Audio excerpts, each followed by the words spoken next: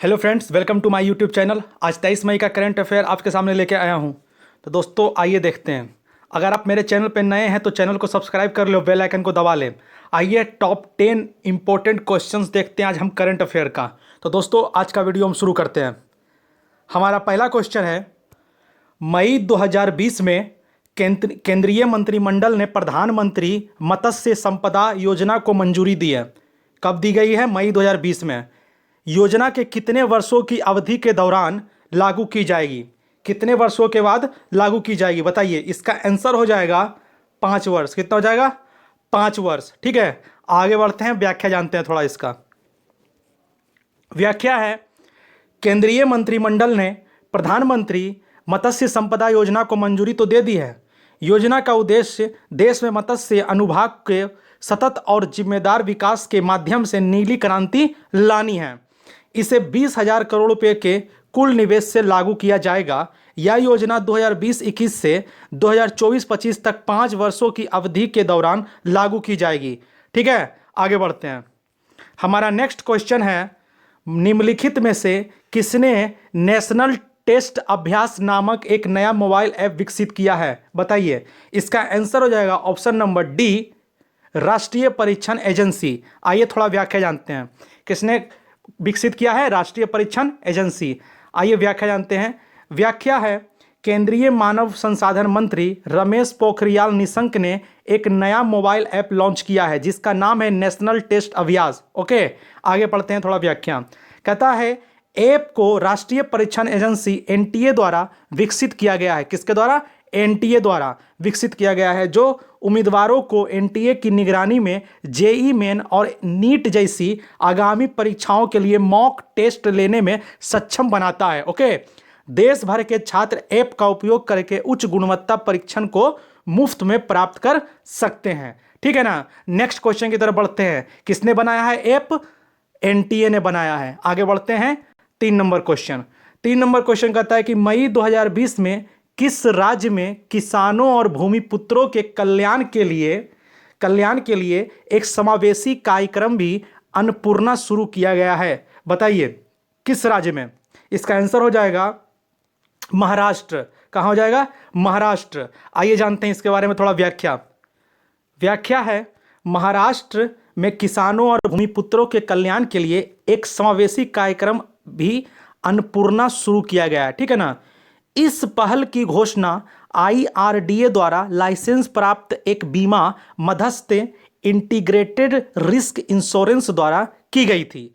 मी अन्नपूर्णा आजीविका और व्यापक जुड़ाव के लिए 3 महत्वपूर्ण पहलुओं को एकीकृत करेगा। क्या है?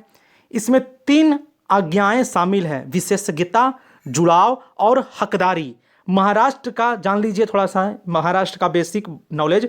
महाराष्ट्र का राज्य पशु भारतीय विशाल गिलहरी है और राज्य पक्षी क्या है महाराष्ट्र का? पीले पैर वाले हरे कबूतर। आइए जानते हैं नेक्स्ट क्वेश्चन। 4 नंबर क्वेश्चन है, मई 2020 में किसने इंडियन स्टील एसोसिएशन ISA के अध्यक्ष का पदभार संभाला है? इसका आंसर हो जाएगा कौन? ऑप्शन नंबर बी, दिलीप ओमन। आइए इसके बारे में थोड़ा व्याख्या जानते हैं।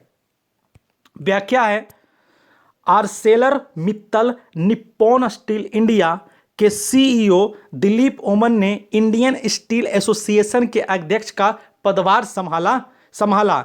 अगले 2 वर्षों के लिए उन्हें सर्वसम्मति से अध्यक्ष नियुक्त किया गया। इससे पहले मई 2020 में टाटा स्टील के MD और CEO टीवी नरेंद्रन ने अपने कार्यकाल के निर्धारित अंत से 3 महीने पहले ISA के अध्यक्ष पद से हट गए थे। ठीक है ना। नेक्स्ट क्वेश्चन की तरफ बढ़ते हैं। हमारा नेक्स्ट क्वेश्चन है 5 नंबर, 2020 में अंतर्राष्ट्रीय चाय दिवस कब मनाया जा रहा है? बताइए। इसका आंसर हो जाएगा ऑप्शन नंबर सी, 21 मई को। कब मनाया जा रहा है? 21 मई को। आइए जानते हैं इसके बारे में व्याख्या। मनाया गया है 21 मई को। राष्ट्रीय चाय दिवस प्रत्येक वर्ष 21 अप्रैल को मनाया जाता है, जबकि अंतर्राष्ट्रीय चाय दिवस इस वर्ष 21 मई 2020 को मनाया गया था। इस दिन को संयुक्त राष्ट्र द्वारा दिसंबर 2019 में अपनाया गया था। कब अपनाया गया था? दिसंबर 2019 को अपनाया गया था संयुक्त राष्ट्र के द्वारा। माना जाता है कि सांग वंश के 1600 ईसा पूर्व से 1046 ईसा पूर्व के सांग वंश के, कौन वंश के? सांग, याद रखिएगा, सांग वंश के।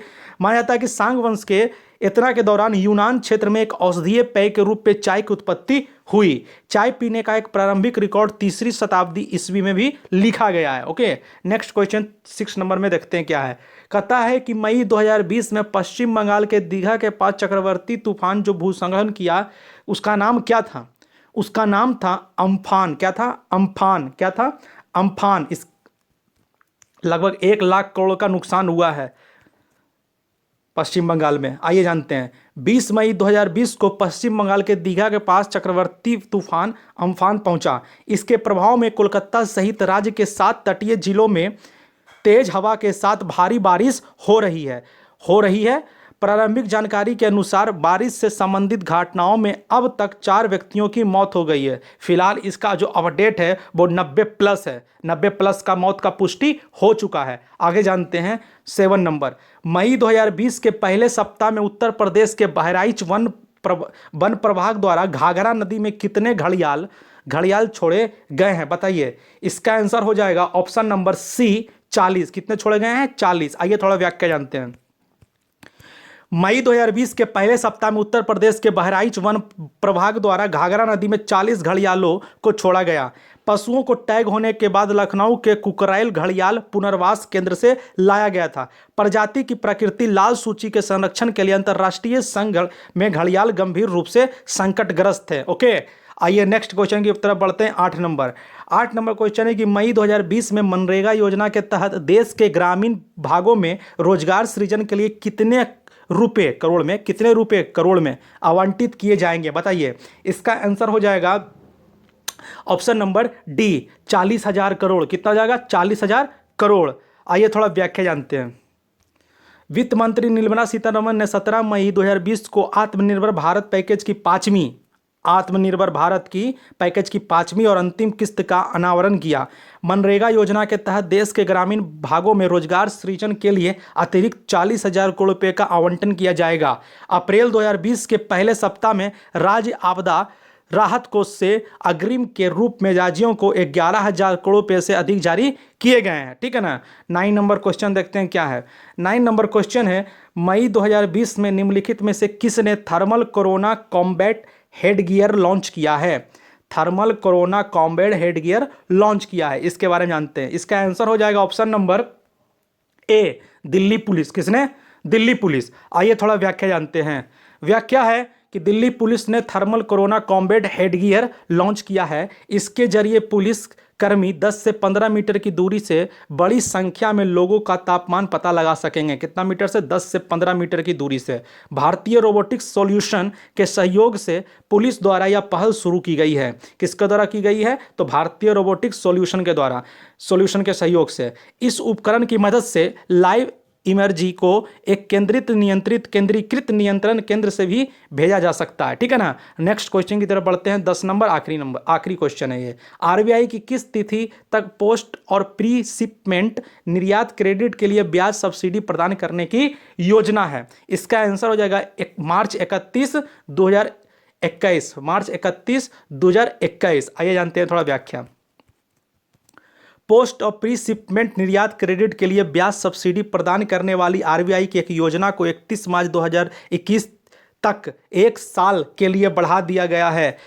एक ऐसा कदम जिससे निर्यातकों को राहत मिलेगी। ठीक है दोस्तों, आगे थोड़ा सा इसका और व्याख्या जान लेते हैं। निर्यातकों को प्री पोस्ट शिपमेंट रूपी एक्सपोर्ट क्रेडिट के लिए ब्याज समानकरण योजना के तहत सब्सिडी मिलती है। यह योजना 31 मार्च 2020 को समाप्त हो गई है। कब हो गई थी? 31 मार्च 2020 को समाप्त हो गई है। दोस्तों ये नीचे आपका पूरा आंसर है। उम्मीद करता हूँ कि वीडियो आपको अच्छा लगा हो। नीचे में मेरे चैनल का इंट्रो दिया हुआ है, ज़रा इसको पढ़िएगा, ध्यान से समझिएगा क्या है। और आपको अगर ऐसा ही वीडियो अच्छा वीडियो चाहिए जीके से रिलेटेड तो मेरे डेली जीके वाला प्लेलिस्ट में जाइएगा, उसमें बहुत अच्छा जीके है, उसको पढ़िएगा, समझिएगा, उसका आंसर देने का कोशिश कीजिएगा। आई होप कि ये वीडियो आपको अच्छा लगा हो। अगर अच्छा लगा हो तो वीडियो को लाइक करें, नीचे कमेंट करें, चैनल को सब्सक्राइब करें, दोस्तों के साथ शेयर करें और हाँ, खुद का भी केयर करें। थैंक यू, धन्यवाद।